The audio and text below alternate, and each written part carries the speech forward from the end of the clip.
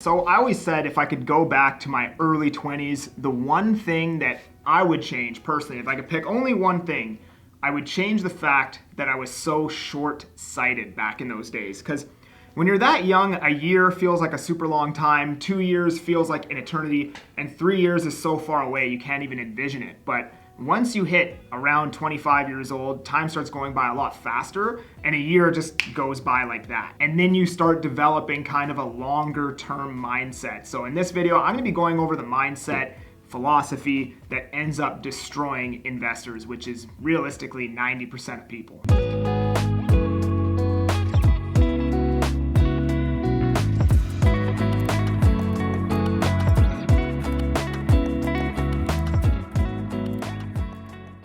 I'm that Agent Kelly. I talk about Canadian real estate in my local market of Abbotsford and the Fraser Valley. If you guys like my content, please subscribe to the channel. Please like this video. And if you want to chat, you can book a call with me with the link I provided to you in the description. So we're always talking about, what are real estate prices doing right now? Where are they going? Should I buy right now because of what the prices are doing? And back in the last 8 months of 2022, you heard everywhere, every podcast, all pieces of content, all these big name guys are all saying, wait.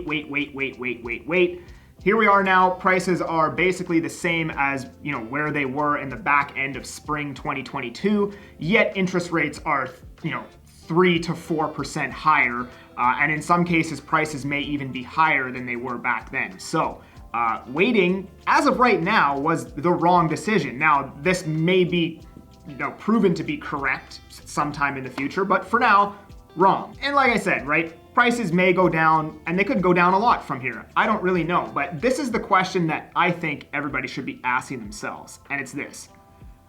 Do you really think that real estate in Vancouver is going to be more affordable 5 years from now? When you ask yourself that question, doesn't it seem almost impossible to see a world where real estate is somehow more affordable 5 years from now? Now, I get affordability and prices are not the same thing, but historically speaking, real estate here in Vancouver has gotten more unaffordable every single year that has passed, and it's usually, pretty much every single time, has been because of prices.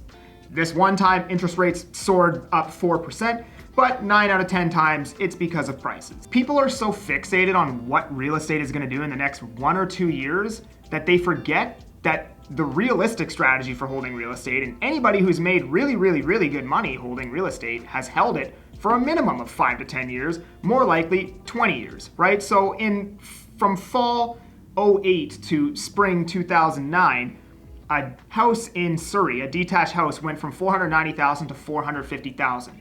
If somebody were still holding that house right now, do you think they really care that the value of it went down $40,000 in 2009? Do you think they really care if they bought that house at $490,000 at the peak and now it's worth $1.55 million? And I get people are gonna say the next rebuttal to that is, well, that house isn't gonna be worth $4.5 million in the next 15 years. And maybe, but you just can't say that, right? Because every single time that this has happened, like how many times have we thought that we've hit a ceiling in prices and then we bust through the ceiling and just keep going up? Like, if I find the video, I'll throw it in right here. Vancouver, the city everyone in Canada wants to move to. The sky, it seems, is the limit for house prices here, particularly on the North Shore, where prices have nearly doubled in the last 12 months. The average price of a house in Vancouver today is now $120,000. A year ago, that money would have bought you a house like this in West Vancouver, on a tree-lined lot and with a view of the ocean. Today, for the same amount of money, you can buy a house like this one in New Westminster. This 3-bedroom house sold for $126,000 last month. To buy a house like this, purchasers need a down payment of at least 10%. At today's interest rates, that means a monthly payment of around $1,446.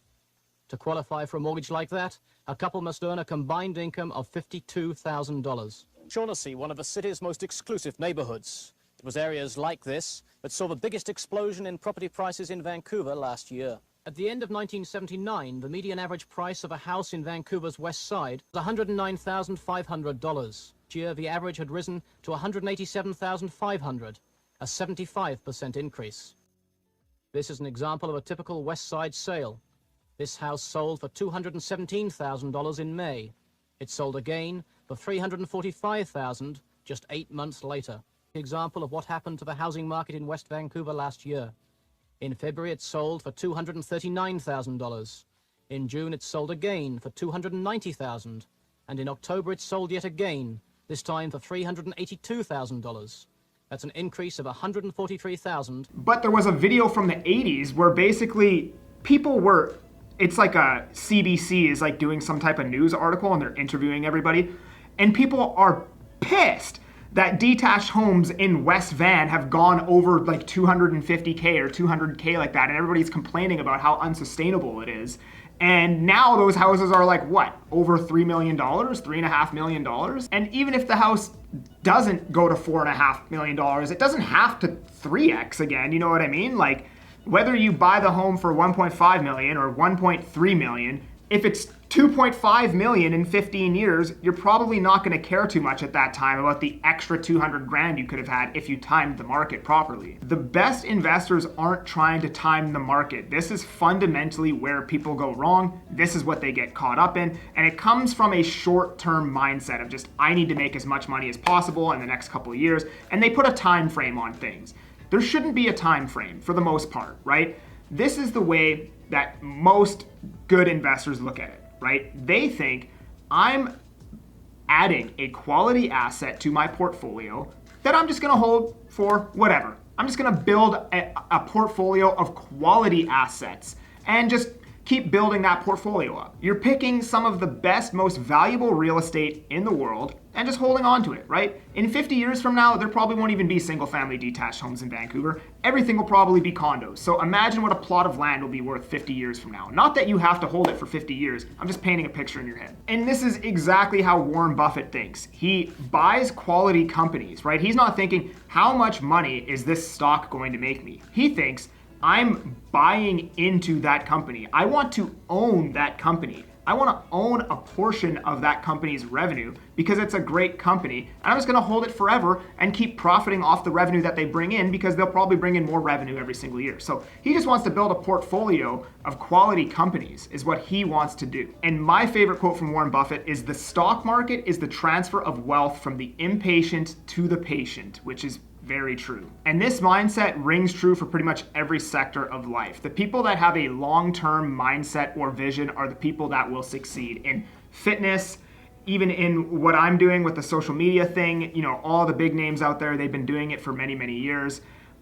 Anything in life requires you to have a long-term mindset, yet everyone is so fixated on what the prices are gonna do in the next year or next two, right? What it comes down to is, under the worst case scenario, the tenant stops paying, the value of the home goes down 20%. Can you keep making those payments? And if the answer is yes, I probably wouldn't try to time the market.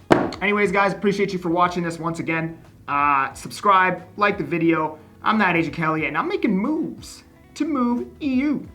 Peace.